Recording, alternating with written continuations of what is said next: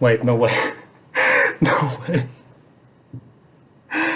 No way, no way, no way, no way. You can't be serious. No way. Thank you. Thank you so much. I don't know what to say, honestly. I'm this is very unreal. Very, very unreal. I'm I'm just like waiting to wake up, but it's not happening. So I think this is real, in which case I am honored and just speechless, really. How is any of this real? I'm gonna go and tell my friends now. Fantastic. All right. Well, we're happy to have you, Bastian, finally on camera. I'm Craig. This is Max, the judge who chose your story, and you are obviously the winner of the $20,000 contest, Elegant Literature's first. So congratulations. Congratulations. Fantastic. Thank you. Thank you so much. How are you feeling right now? Wonderful. It's been an unreal experience, to say the least. From going to having never published anything to, well, this. Right. So you've never published Congratulations. anything before. This is your first, not only paid publication, but publication pretty much at all. Yeah, like everything else, it was like write fan fiction at one time. So like if that counts, I guess it is technically published online. That's Yeah. wonderful. Congratulations. Yeah, fantastic. Was this, are you writing regularly or was this, I'm trying to. I started writing Fantastic. around like 3 years ago, and was like trying to regularly, but it's hard. oh, it's hard. And it just just gets sometimes- harder as you go along. Oh, that's wonderful news. It's good hard, you know, it's like you're always pushing your boundaries on some level. And did Bastian, did I read somewhere that you are in school for creative writing? Was it creative writing? Yeah, I'm in school for like an English degree. Like most people do it to be a professor sometimes, or a teacher. I'm just there to get like a better feel for language and then see where I want to go with that. It's a very like open degree. You can go a lot and go do a lot of things with that. Right. So it's English, but not specifically focused on creative writing. That's just your sort of. It's part of it. Just like it's mostly focused on academic writing, how it works, how it's structured, what you get better to. Don't plagiarize, all that kind of stuff. Yeah, makes sense. Well, I was talking with somebody about your winning the contest, and we figured that your program should probably just automatically graduate you. Well, you haven't seen my first drafts. Were just like error-riddled messes of maybe English, maybe something in between. That's great. Can you describe to me the emotions you felt when you first saw contest winner underneath your name in the magazine there? It's very hard to describe. Just like intense joy, I guess. I like the first thing I did after the video was like just like text a friend, be like, "Hey, can we talk? I got something to tell you." And we just like screamed for a bit on Discord, which was, but like it felt entirely unreal. Like I was just like waiting to wake up. It's like this is just crazy beyond anything. It's like I always thought I'd get published at some point down the line and like somewhere, but never like this.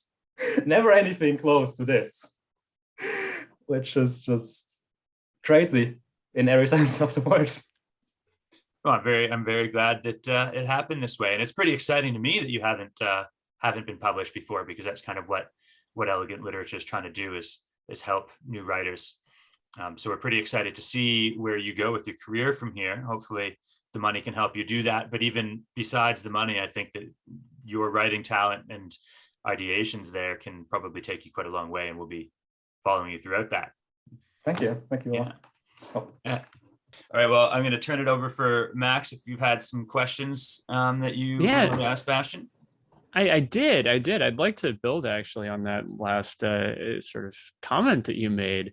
Can you talk about the linguistic process of writing the story? I have more questions about the sort of nut of it, but are you conceiving it in what's your first language, German or German? Yeah, it's German.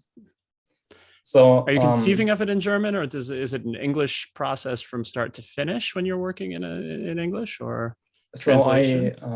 I learned pretty quickly that I much prefer reading stories in English than German. I like German for conversations more than English, but I like reading in English more than German. So most of what I've read throughout my like pretty short like reading career for like the last 4 years or so was in English. Most of the fantasy stuff I read or sci-fi was all English. So I think of my stories first in English. Sometimes there'll be like ideas in German, like they come in German first, like a turn of phrase, something. But most things I think of in English first. Awesome.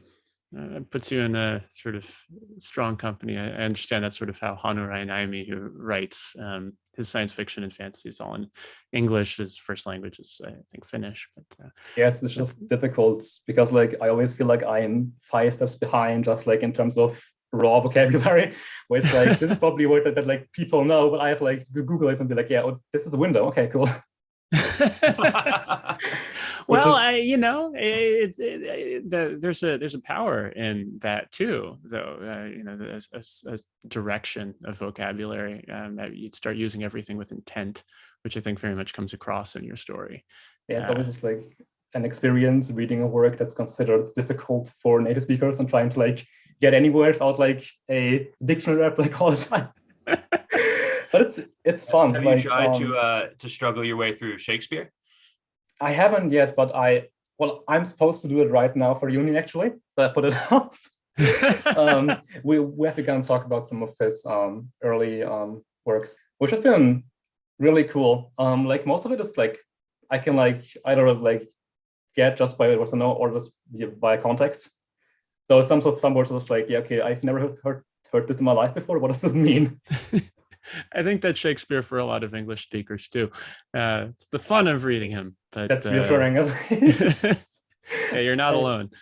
That was my primary sort of second reading language is Chinese, and there's a sort of strangeness to reading archaic texts, because as a foreign language speaker, I always felt like I had a hard time telling when the text was in a different register. Like everything is just, I might not know this word, and it might be the word for sneeze, or it might be the word for like, the second lieutenant Duke of the Left, or whatever, some sort of very pre-modern concept. And I found it was really hard work creating not just the knowledge of the language, but the knowledge of each of those different registers along the way.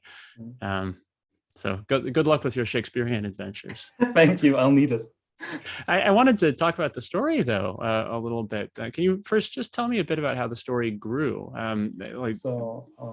This started like a few months ago as an idea for a fantasy setting where Kindred is a more traditional necromancer. She would like walk through this battlefield where like two armies clash and everything is dead and nobody's dead anymore. And she would go around and like try to figure out what happened there. How did everybody die? Why is everything on fire? And through that, like talk to people's ghosts. And that kind of like, so okay. I learned about this contest through your Twitter about like a week before it closed. So I just took this idea. I was like, okay, let's make this work somehow. That's great. It's like, okay, so we're doing sci-fi because that's more future fears-ish. So okay, we're doing post-apocalypse because that's kind of just like a battle but bigger. And then for Kindred, I had two ideas. One was just a survivor that wasn't involved, but it's like, okay, why and how, and that's just a lot of things to explain that I don't have room for in 1,000 words. Okay, it's just, right. She's alien, she's just there because that's her job. Yeah. And that worked out, I think. Absolutely. I loved that deep outsider perspective. It's so common even in science fiction where you'd think that there'd be more opportunities to sort of spin around or get away from humanity, to like to root the story in a sense that humans are deeply important and significant. And I loved Kindred wandering around, coming to feel for humans and their condition, but starting off just thinking of them as of future Earth as a item on a list to be checked off. I thought that was really fantastic. It was a great eerie feeling for the whole story. I was wondering, so we have these wonderful vignettes, these kind of necromantic snatches or bursts of other people's memories throughout the story. Do you see the vignettes themselves as having a progression, as sort of developing Kindred's relationship with humans? In a way, but they were mainly meant to like focus on one aspect of people. So we have like the first one, which is like loyalty and love unconditionally. Second one is sacrifice, and the third one is like family and resolve, pure resolve. And I didn't know how many I would manage to get into the 2,000 words. It was like, okay, Sure. if I ended around like 400 words per like segment, and I can maybe get away with 4 that didn't work out, so we're not 3. But I think they also get a bit more like intense for Kindred, where she like, as like everything else is crumbling, so it's like her own resolve to this. Like she can't ignore this anymore. She can make such what she's gonna do now before everything collapses. So they do have that progression just in terms of there being an escalation of stakes in a way. Yeah, I love that.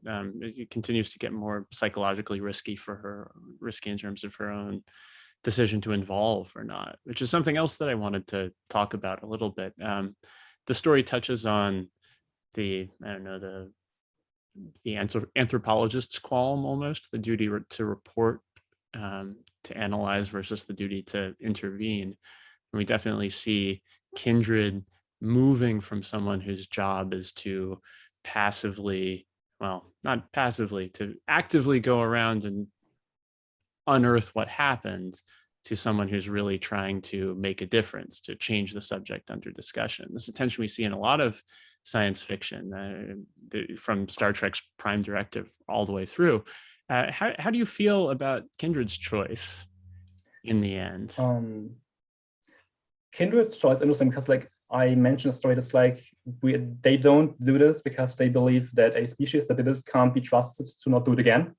Where it's like that, is this like a thing we're like destined to do, or is it something we can choose to differently? Where it's kind of like nature versus nurture. It's like, are you predestined to kill everybody around you, or can you like evolve in a way that you can do the things differently? Where it's like Kindred's choice to also kind of like stay there and kind of like keep an eye on things to make sure like this doesn't happen again. Where it's like, I want to believe that they can do this differently. I want to believe that they can be more than instinct or nature in a way. Where I feel like it's the risky choice, but I was okay, we're gonna put it on this, we're gonna put it up shelf, and there's no risk to anybody ever again that it's gonna happen again. But I do think Kindred made the right decision. It's the humane decision in a way. It's like, okay, while she didn't kill anyone, she kind of like brought everyone back. So it's kind of like I'm not sure, like it makes her like morally more upright. if things work out, if they don't, then it's on her head. It's kind of like she has to believe that things work out, that for the decision to work for her. And I think that's an admirable quality, to take that risk, to believe that people can be better than they are.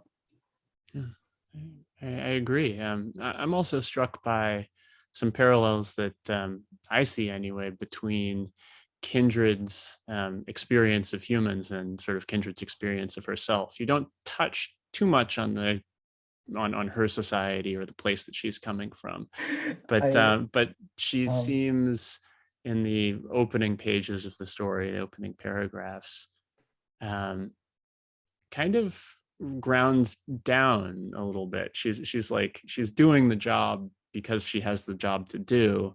There's not this feeling of enthusiasm for going home, that there's a lot waiting for her. You feel like she's sort of a wandering dead person in a way too. Yeah, like I wish that I could have touched on Kindred's own fear and never got a bit more, but like the word count was something over me the entire time. It's like, I can't fit this in. It's like, but yeah. No, I don't see that as a weakness of the story at all. I think it's something that I wish to include. which is her own kind of like fears of who she is, like who she is in society, who she is as a person, whether her work is good work, if that's something that she can like say, I'm doing good.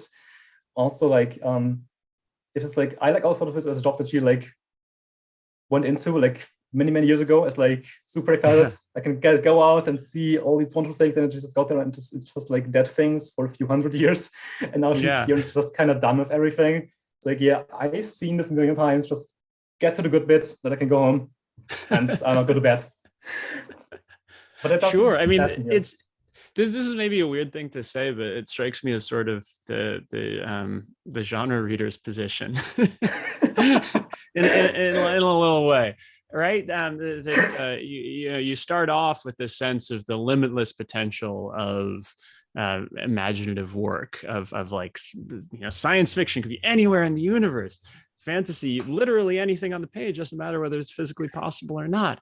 And yet you start seeing the same things over and over again. It's like, oh yes, okay, another dark lord on another dark throne, another fire mountain, et cetera, et cetera. Like, what you start asking yourself this question of what it all adds up to. You see so many apocalypses that you start feeling exhausted by them.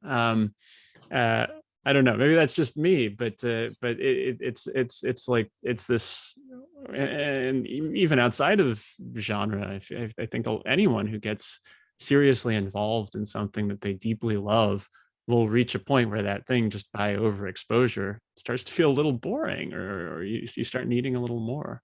And I guess I'm just saying that to convey that for me, a lot of what you're talking about came through in Kindred's characterization, even though it wasn't on the page. Some of that, I don't know, hidden iceberg.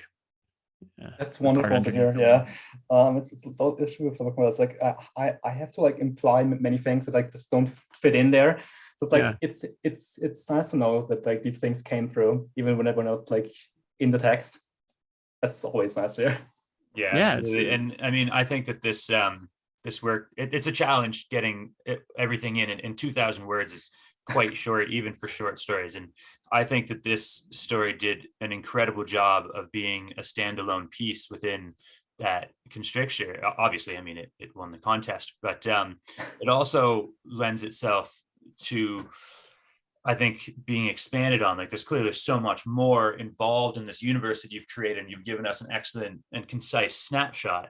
But do you have plans on expanding this into a longer format and exploring the more various aspects of it? Because I think it would make a very great longer format piece.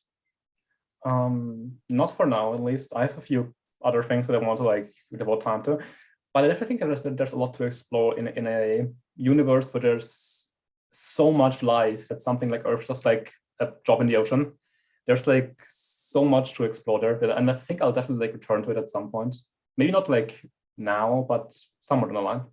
That's fantastic. Yeah, I was going to ask sort of the last question that I had in mind is, what's next for you? So I'm somebody who overplans tremendously. It sounds funny, but then you look at the Google Docs, who's been like 100 pages of just notes, and you're like, oh no.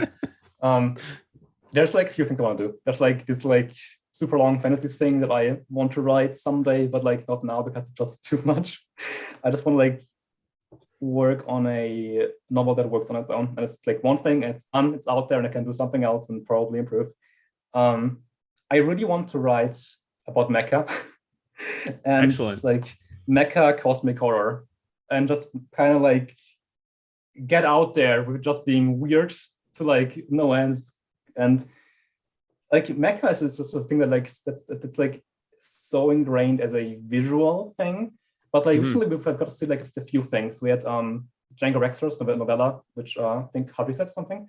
We had multiple mecha novels coming out this year, and I think it's like a cool, not necessarily like a new genre, but like a genre in a new media that I think has a potential to become something really cool. Yeah, I agree.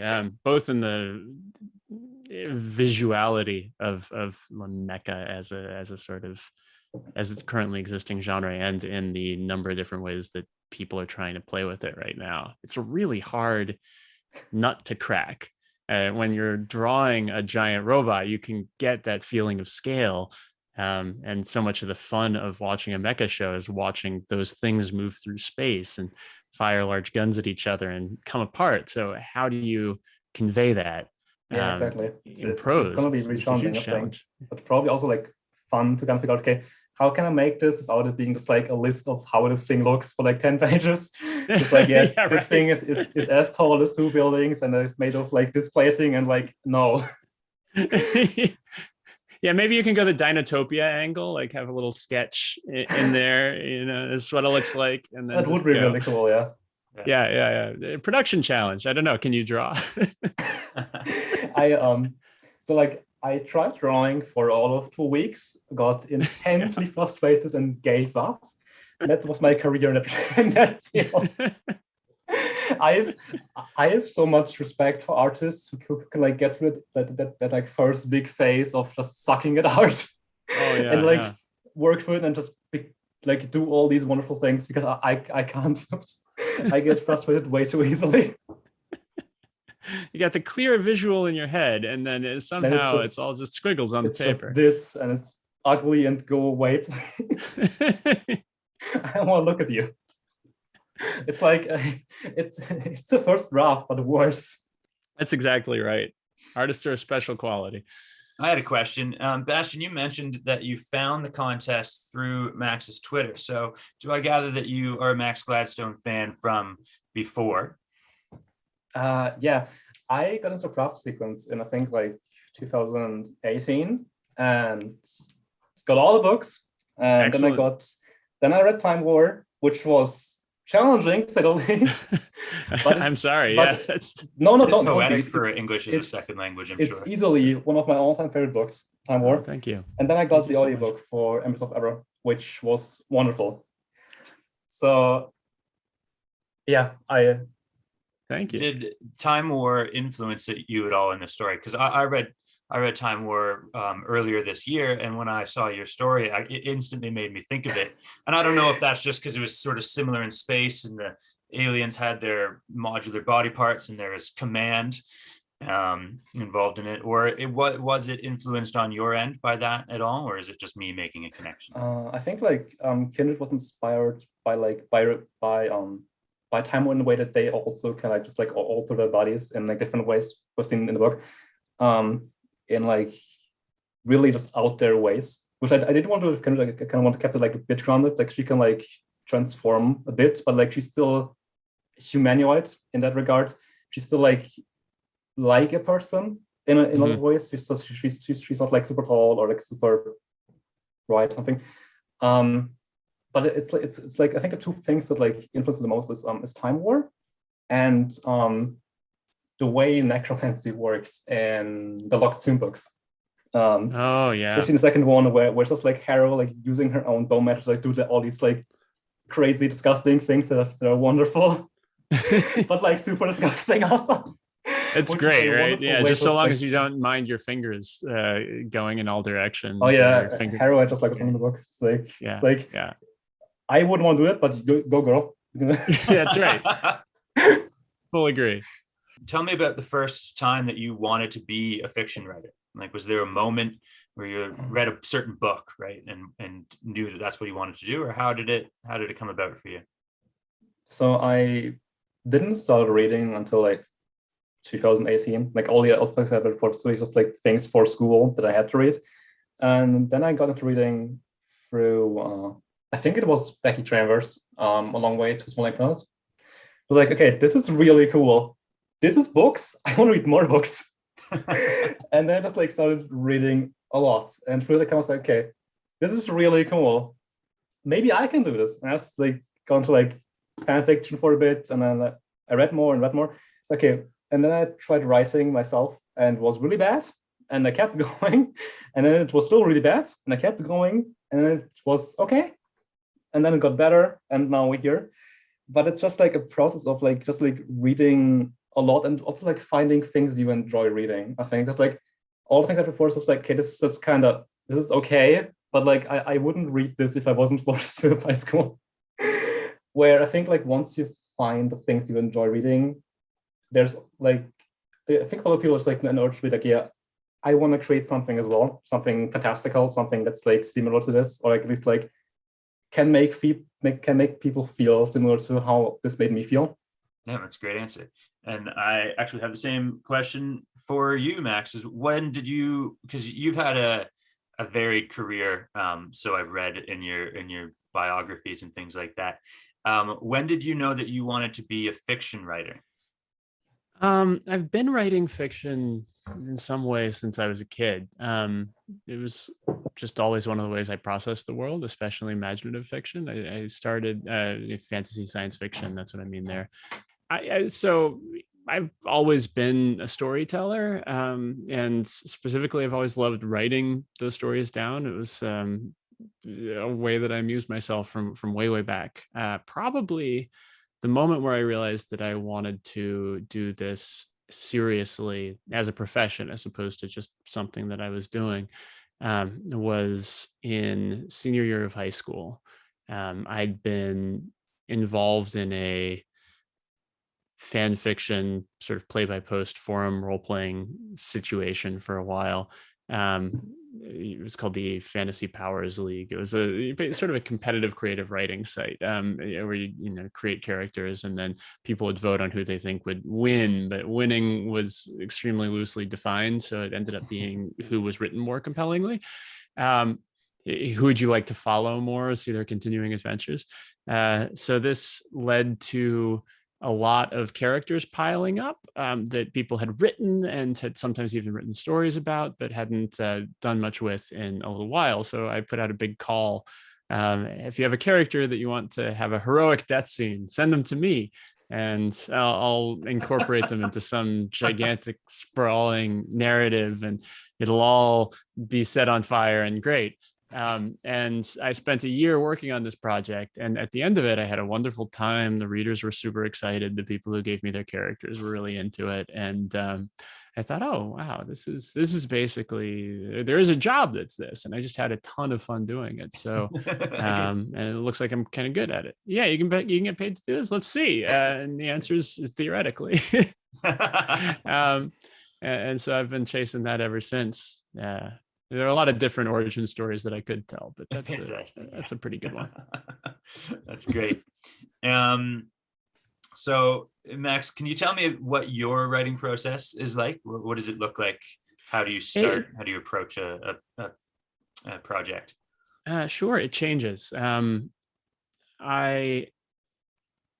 a truism in the author community that you never learn how to write a book, you only ever learn how to write this book.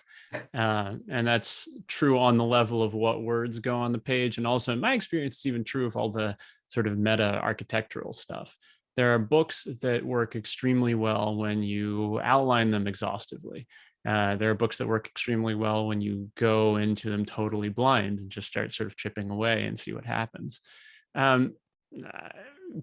People will make a lot of hay on the internet, well, about just about anything. So of course they'll make hay on the internet about this, about the distinction between a pantser, that is to say somebody who's writing by the seat of their pants, or in a plotter, somebody who outlines the whole thing out. But those are really asymptotes if you think about it. Like they're poles that you can approach, but you never quite get there. It's like that. It's like a hyperbolic curve graph. The closer, sure, that makes sense, because you can't plot out the whole novel, because that's what writing it is. What you have to, right? Yeah, that's exactly it. You've written the novel already, and if you can't just go because you have ideas where you kind of, even in your head, you know where things are going, and that's loosely plotting it out. So it makes sense. You can't actually get to either of those poles, but you can lean one way or the other. Right. That's it. And the advantage of what people think they're doing when they're pantsing it is that you cannot have more story than you can fit in your head, which leads to a streamlining effect. The advantage of plotting in great detail is that you can build a structure that you know is sound from the first moment, but that structure may actually be too complex to convey to a reader who has to ultimately read the book one page at a time. So I've found good luck. Probably about half of my books have ended up with some mixture of going in and just starting to try to write the story, and then taking a step back, taking a deep breath, and figuring out, based on the threads that I've introduced, how things combine and what the resolution is going to be. Often sometimes that's just a process with me and a bunch of note cards. Sometimes that's in conversation with friends, but I'll often find my way back to some version of that. I've written the last book that I wrote. I just sat down on page one with some good paper and a fountain pen and just started going. And I eventually wrote the end, and then I went back and revised to address some of the structural infelicities and sort of punch up parts of the book where transitions weren't as solid. But on the flip side, there's an immense momentum that came from having just that single strong central through line. When Amal and I were writing Time War, we were writing it across the table from one another at the same time. One of us would be writing a letter, and the other one of us would be writing the situation in which the character was receiving the letter, and then we'd swap and read what happened. And there we had a general sense of what the shape of the book would be, but we didn't know what we were going to write on a scene by scene basis. Well, I think surely the Time War is a bit of an exception to the regular author sitting down to write their book in solitude and then send it out to beta readers. It's a very unique situation, and the way you described it just there sounds like it's a hell of a lot of fun. Oh, it was great. It was fantastic. Yeah, fantastic. Thank you. So yeah, just the most important thing that I found for process is to not become too attached to any particular process, because you will eventually run into a situation in which that process no longer works, and then it's important to be able to change and find new spots. That's a great answer. Yeah, thank you.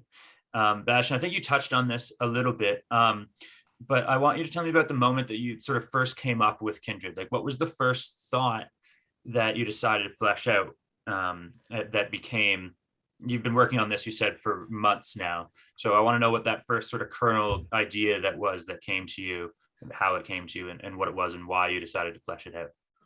It actually, I think it was the like the first few sentences, which was just like Kindred like walking through this battlefield where nothing is anymore.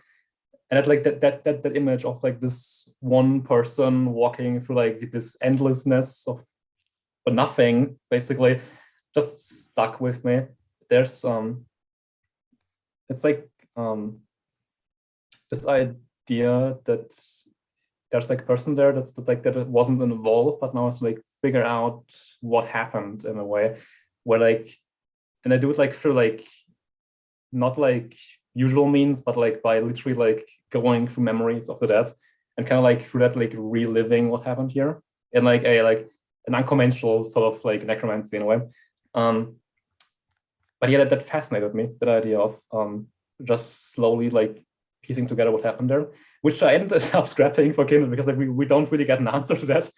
The mystery is there, and we get like a few pieces now and there, but like it ended up being much more about the character of Kindred and who she encounters than about the mystery. Which were like, if this would be like a novel or something, it would probably be more about like the mystery and like how that ended up. But for a short story, I think it's like a little more room to play around. Yeah, so explore. I just want to like focus on the character of Kindred, and like everything else is kind of like background for the most part. Max, just before you go, I just want to give you a chance to tell us things that are going on with you. If you've got anything to pump out, what interesting things are you working on right now? Oh yeah. Folks can follow me on Substack. I'm just Max Gladstone on Substack. And there are weekly essays or biweekly essays, I guess, and updates about my work there. The next big project that I'm really excited about is a novel called Last Exit, which is coming out in February. It's a road novel of the alternate universe. A bunch of 10 years ago, some friends in college figured out a way to go to other versions of America, and something they were trying to, I don't know, find the heart of the world, fix things, and something went horribly wrong. And now it's 10 years later, and they're all trying to get the band back together to fix what went wrong so long ago. It's a really fun story. Looking forward to sharing it with people. Yeah, I'm certainly excited for it. And I think based on Bastian having read all your work, Bastian, you'll probably be reading Last Exit. Very much. Hopefully on release, if the post office is nice to me that time around. I'll keep my fingers crossed for you. Max will have to send you a signed copy after this. Yeah, absolutely. Absolutely. Max, yeah, send me your address, and I'll see if I can make that happen. Oh, wonderful. Thank you so much. Yeah. Fantastic. Max, is there anything else you want to add before we're all done here? No, that's what I got. Thank you so much for the story, Bastian. It was really wonderful to read, and I look forward to reading your next. Thank you so much for all of this. And it was really nice talking to you. Yeah. It was wonderful talking to you too. Thank you for your time, Max. Absolutely. Hope you have a wonderful day. My pleasure. Great talking to you, Craig. Great talking to you, Bastian. See you around. Bye. See you later. Bye. All right, great. And Bastian, I'm going to stop the recording here because unless there's anything else, if you want to say anything else to your potential new fans, since I'm sure more people are going to be paying attention to your career after this.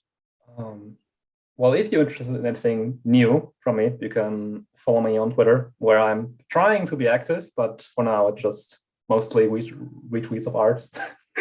But I'm trying to be active, and there's definitely more to come. And I'm super excited for whatever is next for writing for me. All right, well, just before we finish off here, I think people are going to want to know what you plan on using the prize money for. So can you tell me a little bit about that? Well, I don't have any concrete plans with Christmas and everything else coming up. I'm sure there'll be more than enough opportunities to spend at least a bit of it. I'm lucky enough to have some wonderful and supportive friends who have been the best through all of this.